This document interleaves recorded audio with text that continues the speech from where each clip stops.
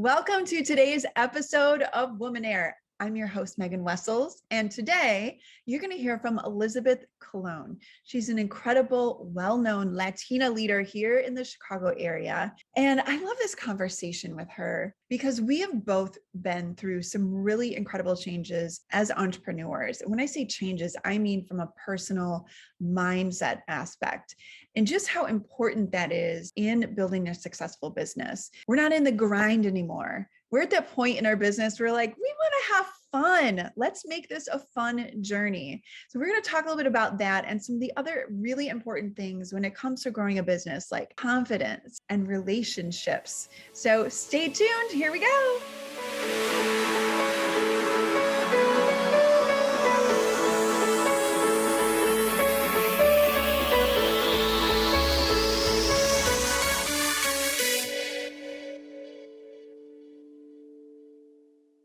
Elizabeth, I'm so excited to have you here. We met several years ago. Our friend Joanna introduced us. She actually was one of our WOMXNAIREs as well. It's just been so great to be a friend of yours, also see you grow a business. I've learned a lot from you. And now you are the Chicago chapter NAWBO, National Association of Women Business Owners. You are the president, second year in a row, right? Yes.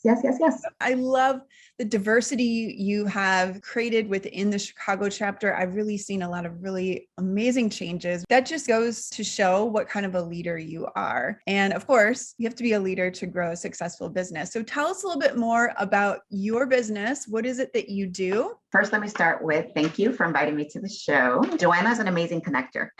She knows how to connect the right people. So I admire her truly. So as you mentioned, I'm the president of NAWBO Chicago, and I'm doing my second term. And I just want to repeat that again, because never in the history of NAWBO Chicago has there been a president that does a second term. Because of all the great work we're doing, I was asked to stay on another year, which has been truly an honor for me.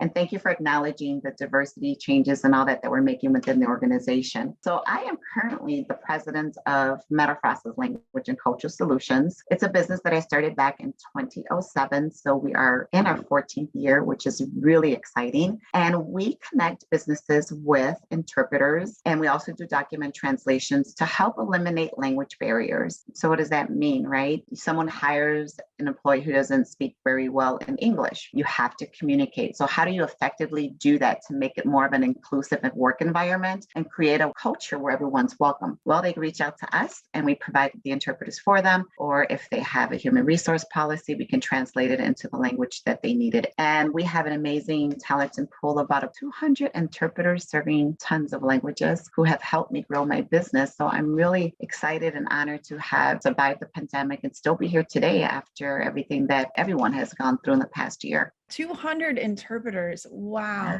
Are your interpreters all over the world? Most of them are here in Chicago, but we do have them nationally. Our translators are actually more national than they are local, but we do have them everywhere. So it's based really on need and demand of where our clients are coming from. But we have access to about, believe it or not, 600 interpreters and translators in our database. I remember you telling me the reason why this business is so important to you. Can you tell that story? Absolutely. I grew up in a home with parents who didn't speak any English. So often as a little girl, we had to go with them to appointments because they didn't know how to speak the language. And so we were sort of that child interpreter, and we had to be like the mediator between them and other consumers. And then I have two sisters from the deaf community who around 7th and 8th grade started to lose their hearing. Until this day, we don't know why. But what was heartbreaking about that situation is that no one ever pinpointed that they had hard of hearing, that they were losing their hearing. So in school, they were often put in the back of the class and ignored. And today,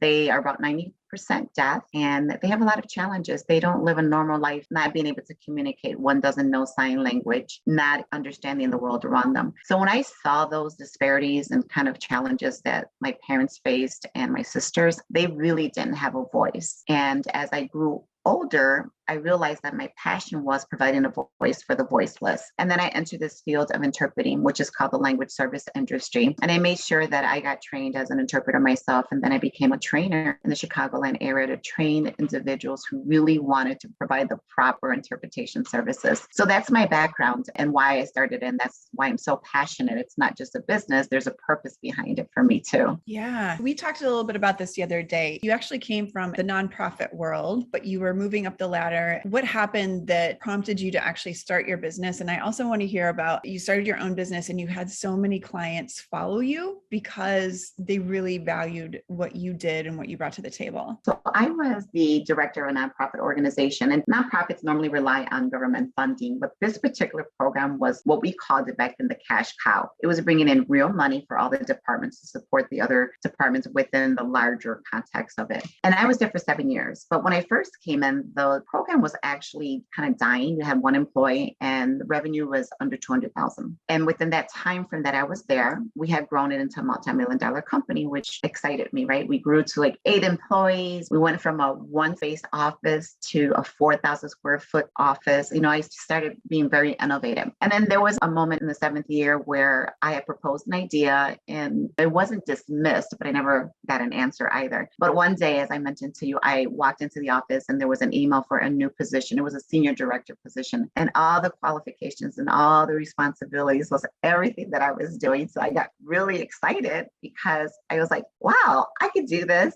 I've been here this long. I just made up all these reasons why I should get the job. So I went back and asked for an interview, and I was blatantly told that I was unskilled, unqualified, and that I wouldn't get the job. And that was a big shock for me because, I grew a business here, right? I mean, we were social responsible. I was a social entrepreneur, and I was devastated. My self-esteem was shot. I lost a lot of confidence. And when they started the interviewing process, I was like, I'm not going to train someone to do what I created. And so I decided to quit my job, and I took the $500 that I had in the bank and I opened my business from home. The great thing about kind of how my business just exploded were a couple of things. One, I had really good relationships with my clients. And one of the things I committed to when I decided to leave was I wasn't going to take anything that they created because I still, in the bottom of my heart, loved the organization, right? I thought their purpose and mission was amazing. So I said, I'm going to do this my own way and I'm going to walk away. But clients said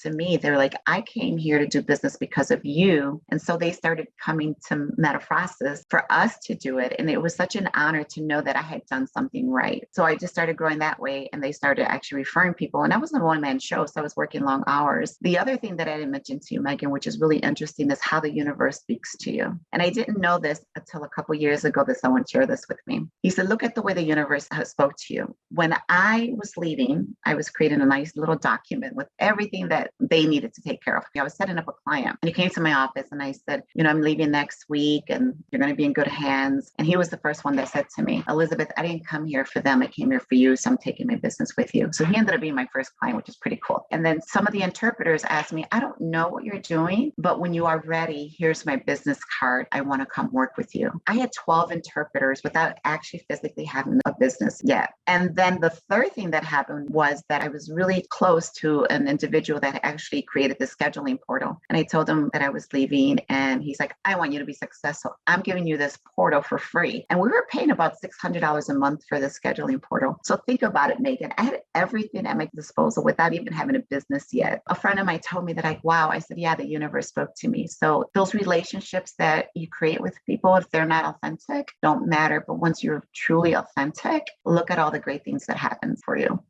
Did you know that only 1.7% of all the businesses in the US that have reached that $1 million mark are women owned? I have been working with female founders for over 10 years, and I can clearly see that women have a unique set of challenges when it comes to scaling a business. If you're an entrepreneur too, I'm sure you can relate. It's a really lonely journey. Couple that with all the added responsibilities and pressure that women feel on a daily basis, it's overwhelming too.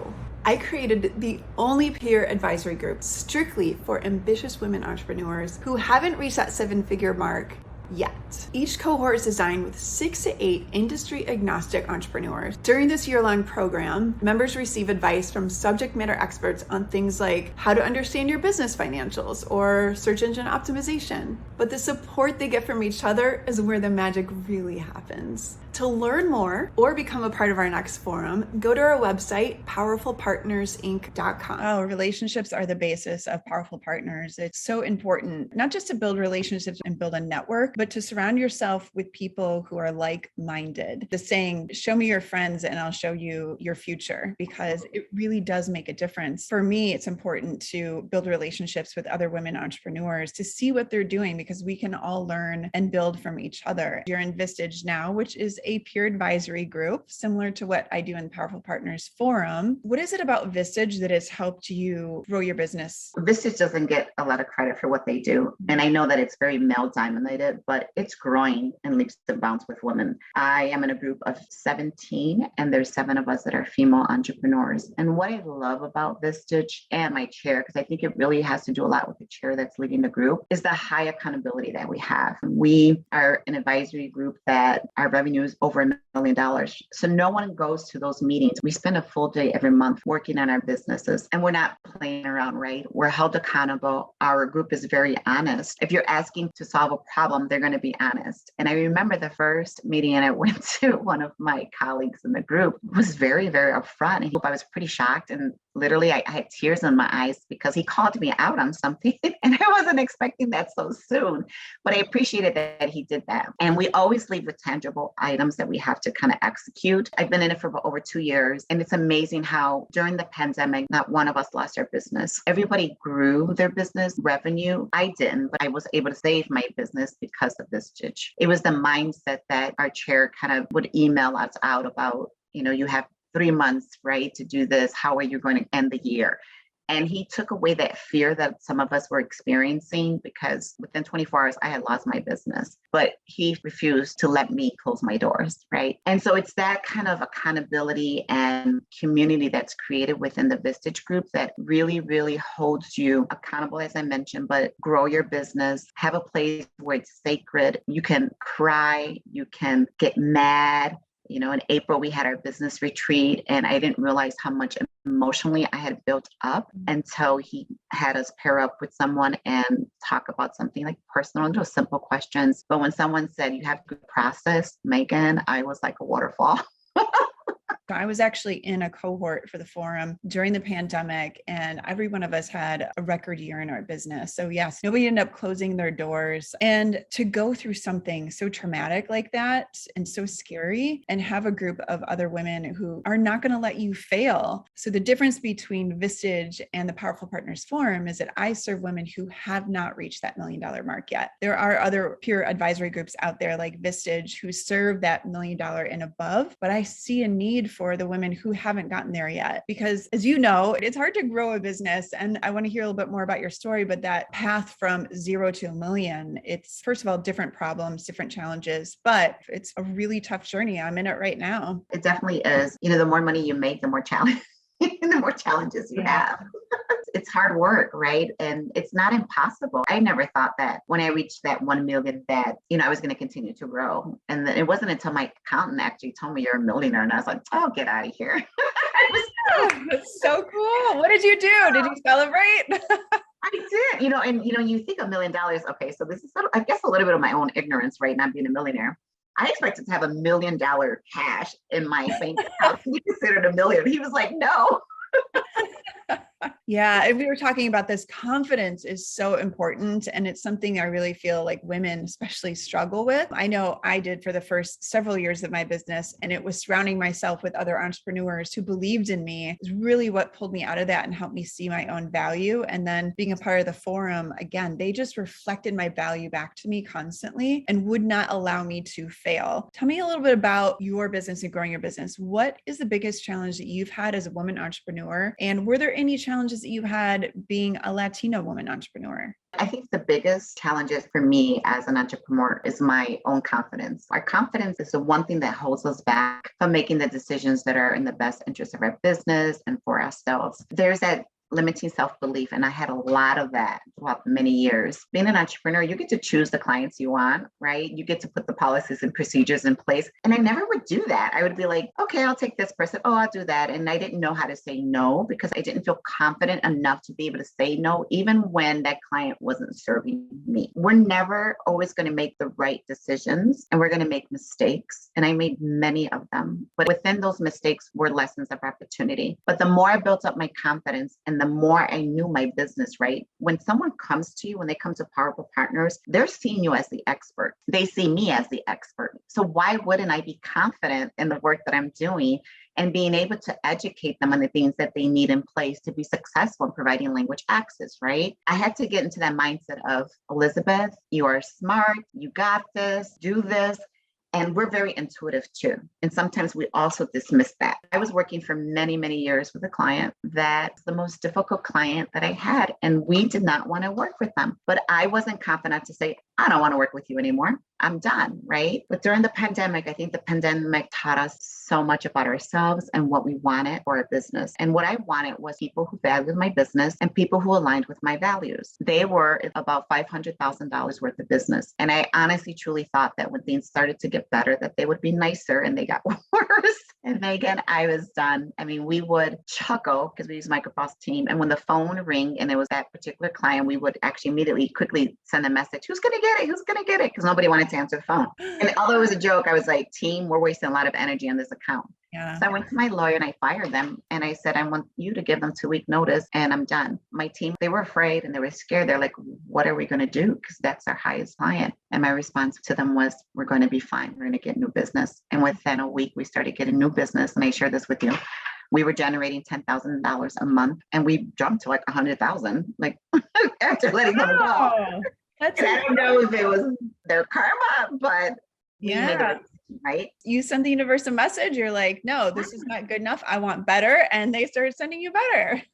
Exactly. And as a woman, you can't second guess yourself. And, they're not going to always be the right decisions, but have that confidence and knowing and sit with it. Here's the other thing. I used to be very reactive. And I said, you know what? I'm going to start sitting with the issue I have in front of me. If it's 1 hour, 24 hours, whatever that looked like. And I'm going to be fully sure that the decision I'm making, I'm comfortable with it. And I think that actually helped me begin to say no more, feel beautiful about myself as a business owner, and feel that I can just conquer everything. And, no matter what hit us, I mean, what can be worse than the pandemic? I didn't let it defeat me because I felt confident in my business by being confident in myself. Confidence is huge. As I mentioned, I struggle with it so much. I still do to this day, but I feel so much more anchored in my truth and knowing just who I am and aligned with where I'm going. And I don't let things, if they don't work out, it doesn't bother me anymore. I just move on to something else. I'm no longer pushing that boulder up the hill. I want to do what's easy and what feels good too, what's fun. Elizabeth, what are some of the significant actions or even choices that you made that helped you go from 0 to the 7 figures? Relationships. Yeah. It's key that when you're a business owner, that you maintain good relationships with your clients. I have always felt that checking in with my clients was important to me. So when I onboard a new client, if it's a small project or a big project, upon completion, I call them. I don't send them a survey. I reach out and say, how did everything go? Where can we have improved? Right. And a lot of them appreciate that. They're like, nobody takes the time to call. And I grew my business not because I was doing any kind of marketing of that kind. My clients were referring others to me. So we track sort of where our business comes. It's always referrals. I'm really good at accepting criticism. I'm really good at changing my processes or changing something that didn't work for a client of mine. And if you can keep those types of relationships with them, they will forever your client. When you can't deliver, be honest and say, listen, like, hey, Megan, I love working with you. This is what we're doing, but I'm going to be honest with you. I can't do this for you this time. And they're going to appreciate that. And they're going to look at you as a trusted partner moving forward because you're not overcommitting and under-delivering on your services or your products. The relationship is what grew our business to tenfold, like really fast. I mean, we had about 400% margin increase for the first 5 years. It was just like rolling really fast. I didn't have to go out there and really do much of anything other than just take care of my existing clients, right? Are there any other touch points that you have in your process with having a client outside of the onboarding that really helps them feel like they're part of this relationship with your company, that they're a partner? All clients, we hop on a call with them. We introduce ourselves to them and walk things through with them. And then when the project is completed or something, I always do the thank you card, handwritten thank you card. And you're really good at that too. I remember one time we Yeah. all those little things were little, I don't know what they're called, but they fell out of the card. I was like, oh my God, Glitter. glitter, yeah. I'm like, this is like a birthday card. And then, other times I may send a small gift. I acknowledge them during the holidays. It's not even saying happy holidays. It's more of a thank you for your relationship and trusting us to do your business. Having on those calls, I think that's really relevant. I have an internal policy within my team. Like any client that complains or has a concern, it gets addressed immediately. Like we drop what we're doing, we pick up the phone and we call them, and then we follow up within 24 hours. And it's in writing. When I own up to my mistakes, Megan, I will waive the cost, and it doesn't matter to me how much it was because we made that mistake. There are times with my independent contractors, I may not pay them because they made the mistake, and I want them to understand they have to own some of that responsibility in our client being upset or not satisfied with the service we just provided. I check in every 4 months, even now. When the pandemic hit, interesting, I called every single client that I had, and they literally thought that I was calling to ask for business, and I didn't. I said, I am not here to call for business. I'm here to check in on you. And they were shocked. I said, is there anything that we can do to help you? Again, I don't think a lot of people did that. So that again goes back to the relationships and how important it is that we maintain those regardless of what the situation is or where we are in our business. And we can't forget them. I always say, I am not the face of Metaphrostis, and I didn't grow my business on my own. It's my team. And so my team, they have to follow the standards that I have set for them, because I believe that my relationship with them, my employees have to have that same relationship with them. I agree. When your team feels empowered, especially to deal with the clients, then it makes a huge difference in how your company is represented. Let's touch a little bit on limiting beliefs. I know we talked a little bit about it earlier when it comes to confidence, women entrepreneurs, but limiting beliefs hold us back from so much. And I know Vistage does this. We do this also in the forum. We have a weekend retreat where the cohorts, they spend a weekend together. They gain awareness about what's holding them back from achieving their goals in their business. It's incredible to see what comes out of that. Something came out of that for me too. I was paired up with somebody. We went on a walk, and I had a memory of something that really impacted me while we were walking and talking. And I didn't even know that it was something that was impacting the success of my business, but it did. And I was able to uncover that and deal with it with a group in a safe space. What were some of the things that you did to work through those limiting beliefs in order to build a successful business? I'll start out with, we're always going to have them because there are days I question myself. I'm Elizabeth, professional business owner, but Lisa, who's the name I grew up with, is the little bad girl that gets into my brain, my mind, and starts saying things to me.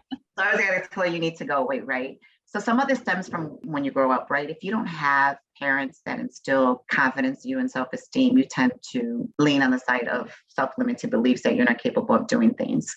However, I was in sort of a weekend retreat, and someone said that we had to talk about our journey, and everyone was talking about their journey. And I was like, oh, no.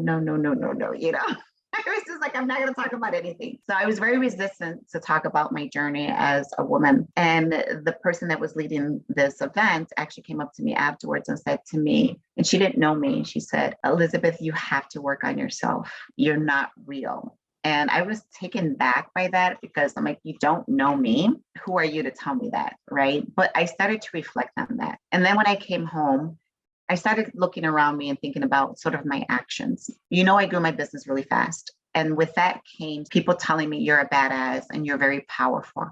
And so I felt like I had to walk in those shoes of being this badass and this powerful person. And when I went into networking events or I was around other women, I was very intimidating, which multiple people told me many, many times. And I always contribute my 11 here to that because they said I would go like walking like this, like, right? And so I wasn't approachable. It was because that's what I kept on hearing. I realized that I wasn't happy going to networking events. I realized that when I got home, I had a headache. And I also realized that I wasn't having fun. And I went a little bit deeper and I said, what is going on here? And the truth was that I wasn't happy because I wasn't being myself. And I'm like, okay, this has to stop. I'm in my 50s, but I still act like a child. I'm always laughing. I'm doing fun things. Me and too. yeah. And we have to continue doing Yeah. that. I am like, this is me and I'm going to be me. And in August, this is sidetrack a little bit. My sister gave me a birthday card and she said, continue to be crazy with grace. I love it. Mm. Right. And I thought that kind of summarized the person that I am. When I started to work on myself, then everything began to change. And if you're a person that feels that you have to be something that you're not, be yourself. Because once you become yourself, those limiting self-beliefs start to go away. You're not pretending anymore. You're being your authentic self. I gave up suits because I never really liked wearing them. And maybe I wore them one day again, but I'm like, that's not me. This is me. And I started feeling more confident in the clothes that I wear. I started just kind of like, who are you? And who do you want to be? And who do you want to be known as? And I can't tell you how a lot of that created the space for me to be happier, have abundance in my life, to have the right women around me. Because nobody wants to be around anybody who's intimidating or comes into the room looking like they're mean. And, others would say when I walk into the room, people tend to automatically navigate towards me. Like my presence does something when I walk into the room. But it wasn't a good presence, right? Because I was being a mean woman. So I think it's a lot of work that we have to do. I think women need to continue to peel the layers off of the things that are being said to them. Yeah. Right. Even if it's not reflective of them. Yeah, that's why I've been successful with Nabble. I love it. And I'm honest with people. And granted, I may not be able to pick up the phone and call people all the time because there's so many members, but be yourself. When you second guess yourself, just write little post-it notes somewhere and say, I got this. I am great.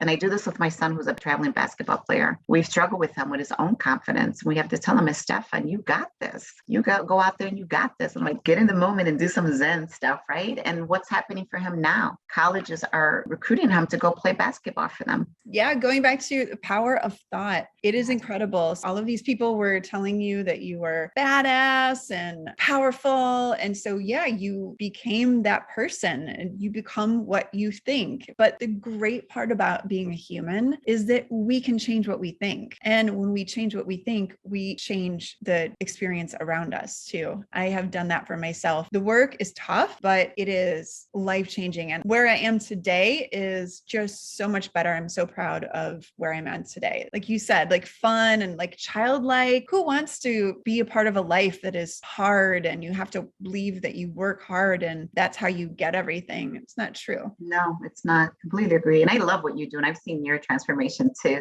And you're doing great. And I admire you for that. So keep doing what you're doing. Thanks, girl. What is your biggest piece of advice, Elizabeth, for women who are driven, ambitious, they're entrepreneurs, and they do want to scale to that 7 figures? What would you tell them? Try not to work hard for it. It saddens me to see women work really, really hard, try to get to that 7-digit, because I think that's the best way to do it. It's not. If you use your time wisely, create those boundaries for yourself and your business and focus on growing it that way, you would hit that $1 million. We're not selfish enough with ourselves. And we end up working 16 hours. We sacrifice our family. We sacrifice our relationships with our spouses. Think about that. You put that all in one bucket. There's negative energy there. Because, mom, I need you. Husband wants you to pay attention to them. Then you're trying to run a business because you want to make the bucks. Be proactive on how you do your business. And I will also say that I hear this very often. I don't have the money to outsource or hire someone. That's a bunch of malarkey. I'm going to tell you this now. Yes. I don't agree with that. I worked my business by myself, right? And I made a big mistake because I was doing everything. I was the CEO, I was the accountant, I was the bookkeeper, and I used to change my voice when people would call. Oh my gosh, are you serious? I would. It was myself. I was working in the little corner of my kitchen, Megan. I just had a computer, a phone, and a desk. And people would call and I would be, good morning, Metaphysis. How can I help you? And they're like, can I speak to Elizabeth? Who's calling? And they would tell me, and what's this regarding? And it was so funny. And I share this story sometimes when I'm speaking. And then I would say, one moment. I would wait for like 10 seconds and I would pick up the phone again. And then I would change my voice again and say, Elizabeth speaking, how can I help you? And nobody ever knew that. It was so neat, right? Oh my God, I love that. It was crazy. And so I did it that way. But then when I started making those mistakes, because I didn't know my numbers, I was starting to stress out. And I said, I need to do something here.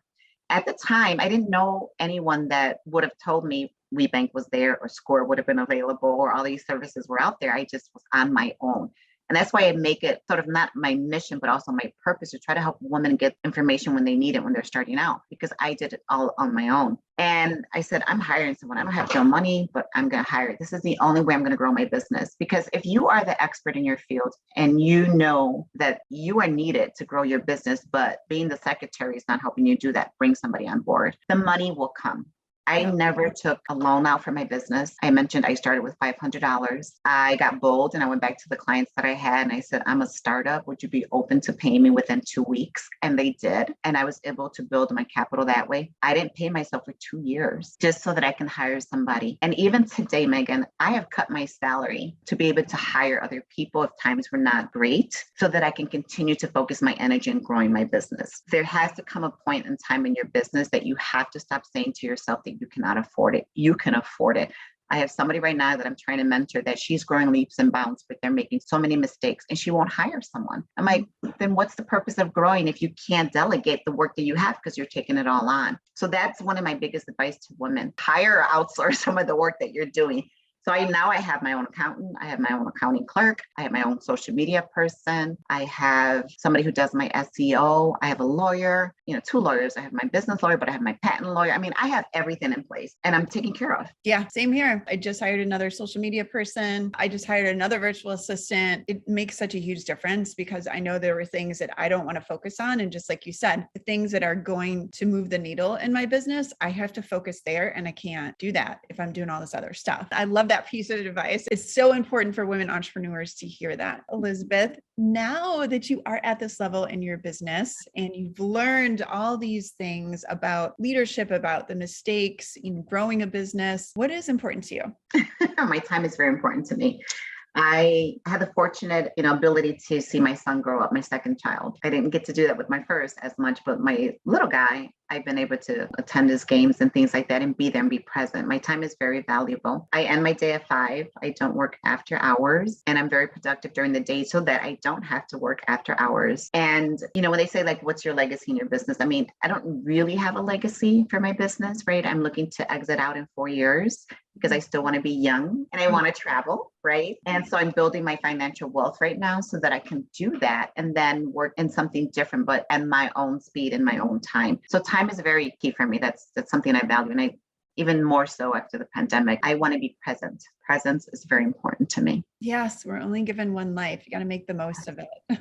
Yeah, I agree. Well, thank you so much, Elizabeth. I want to acknowledge you for your leadership and what you bring to the world because you give so many women, whether you realize it or not, the courage to be leaders, to be entrepreneurs, and to see the team that you have developed, how you mentor them, and how you build the relationships that continue not just helping you, but help so many other people around you too. And really want to acknowledge you for that. And thank you for being a part of this. Thank you for inviting me. It was a great joy talking to you today. You too. Thanks, Elizabeth.